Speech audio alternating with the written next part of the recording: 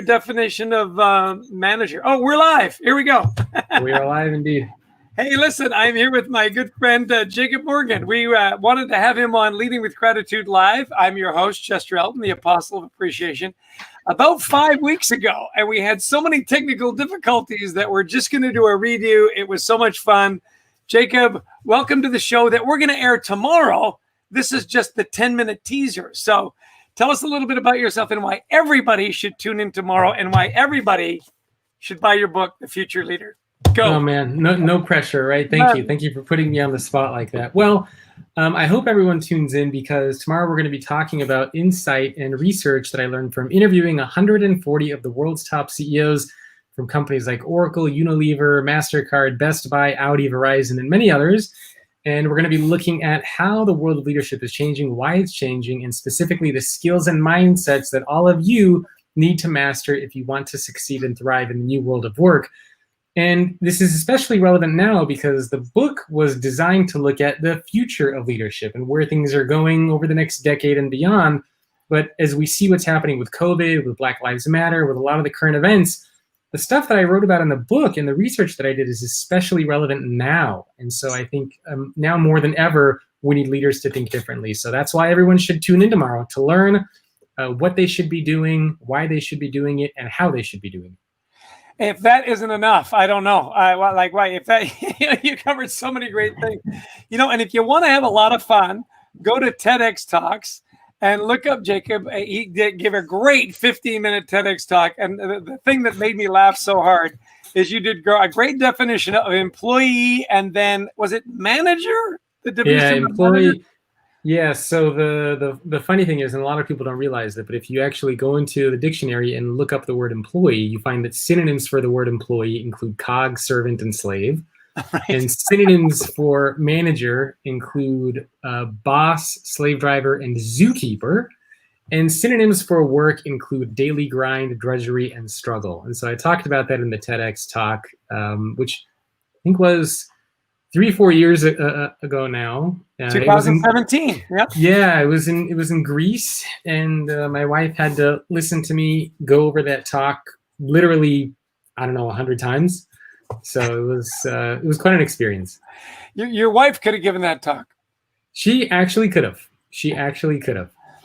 I love the definition of manager. Zookeeper was by far my favorite, Well, listen, even tonight we've got people from Peru and the US and Mexico. And listen, we're just going to give you a teaser tonight. Tomorrow at 1 p.m. Eastern time, we're going to be on for 30 minutes. We're going to talk a lot about, Jacob's latest book, The Future Leader. Now, one of the things I love in your book is right at the very beginning, where you talk about the impact of a leader, how good and bad leaders influence you. So give us just a couple of minutes on that, because I'm a big believer that in many cases, like your first leader, your first manager has a huge impact on how you lead and manage for the rest of your life. Am I right on that? You're right. And in fact, my first leader that I ever had is what caused me to go off on my own, because I had a bad leader.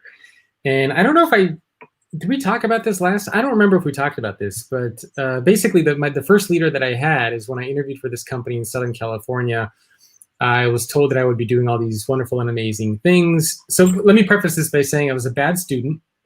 Then I went to the University of California, Santa Cruz, worked really hard, graduated with honors and a dual degree in economics and psychology. And the first job I got out of college, I was told that I'd be doing all these great, wonderful, and amazing things. I was told the typical story that a lot of organizations tell. And so I took this job. I had a 3-hour daily commute in bumper-to-bumper traffic downtown Los Angeles every day.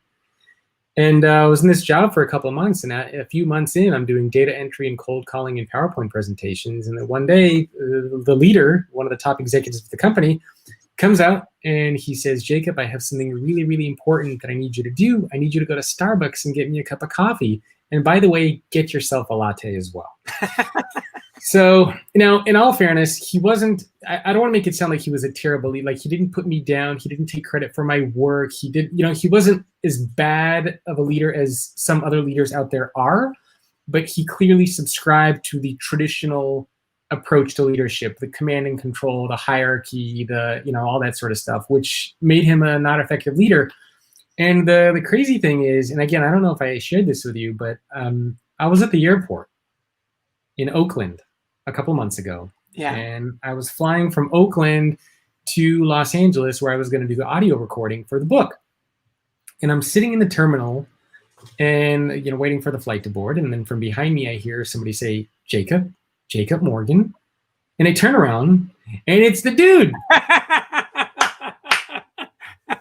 It was that guy. Yeah. It was the guy. And he says, Jacob, I've seen some of your talks online where you share the story about how somebody made you go get you coffee.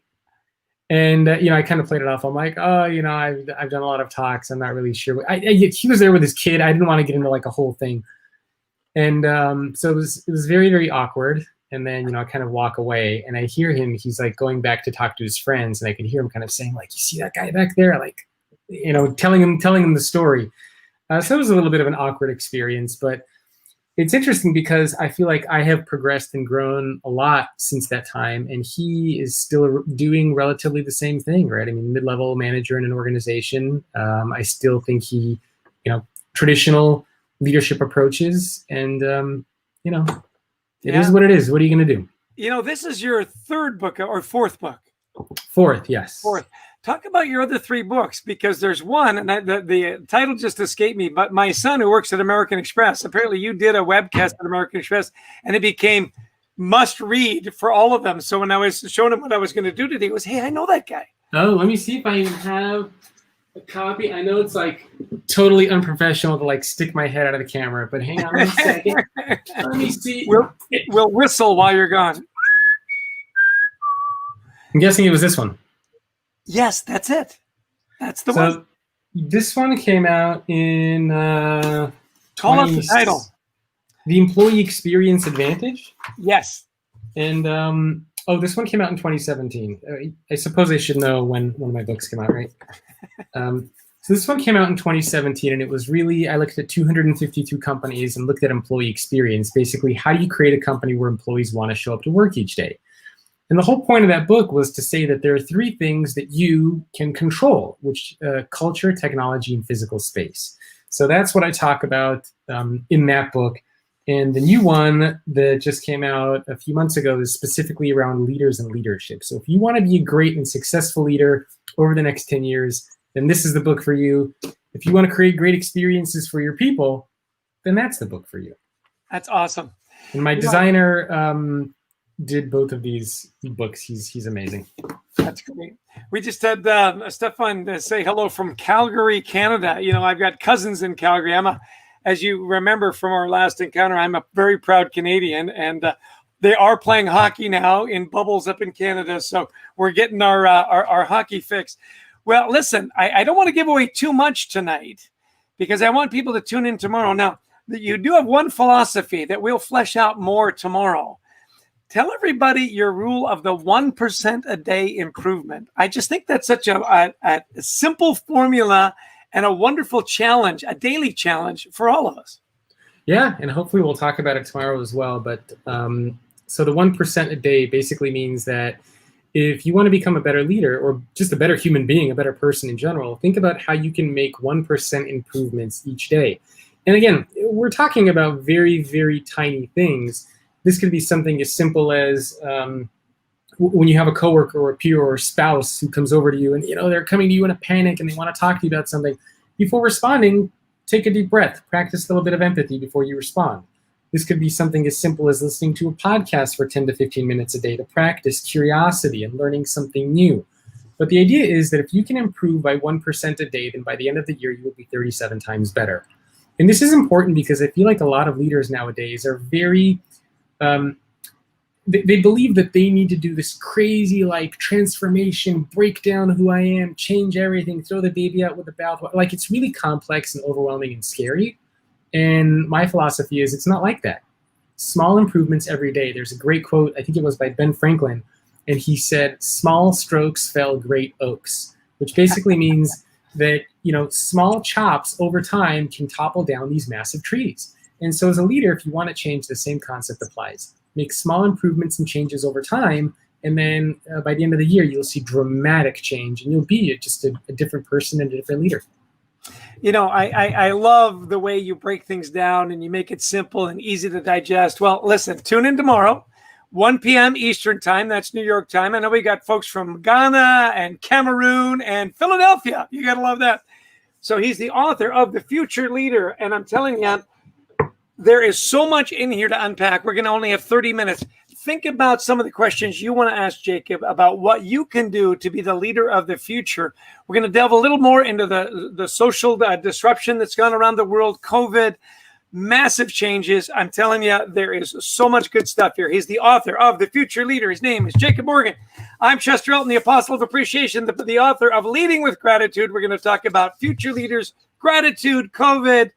Don't miss it. Parting words, you got 5 seconds. Jacob, why should people tune in tomorrow? Well, because the covers of our book match. similar colors. But in all seriousness, tune in, because I think that we all need and deserve leaders who put people first. And tomorrow we're going to talk exactly, how to do that and why you should be doing that. So if you want to be a better leader, tune in tomorrow. Excellent. See you tomorrow, Jacob. Hope to see all of you as well. Bring a friend. Cheers. See you later.